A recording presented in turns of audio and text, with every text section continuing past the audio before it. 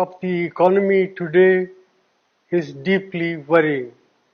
The last quarter's GDP growth rate of 5% signals that we are in the midst of a prolonged slowdown. India has the potential to grow at a much faster rate, but all-round mismanagement by the Modi government has resulted in this slowdown. It is particularly distressing that the manufacturing sector's growth is tottering at 0.6%. This makes it very clear that our economy has not yet recovered from the man-made blunders of demonetization and a hastily implemented GST. Domestic demand is depressed and consumption growth is at an 18-month low. Nominal GDP growth is at 15-year low. There is a gaping hole in tax revenues. Tax buoyancy remains elusive as businessmen, small and big, are hounded and tax terrorism continues unabated. Investor sentiment are in doldrum. These are not the foundations for economic recovery. The Modi government's policies are resulted in massive jobless growth. More than 3.5 lakh jobs have been lost in the automobile sector alone.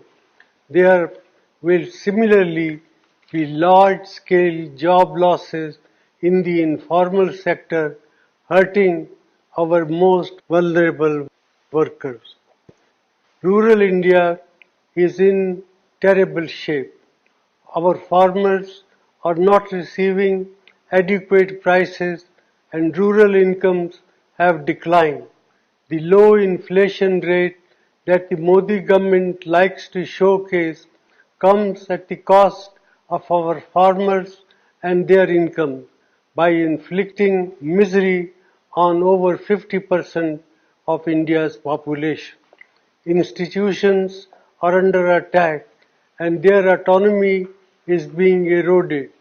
The resilience of the Reserve Bank will be tested after its record transfer of rupees 1.76 lakh crores to the government, which claims that it does not have a plan on what it will do with this windfall. In addition, the credibility of India's data has come under question under this government.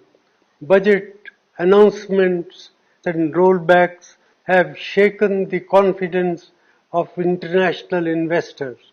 India has not been able to increase the exports to take advantage of opportunities that have arisen in global trade due to geopolitical realignment.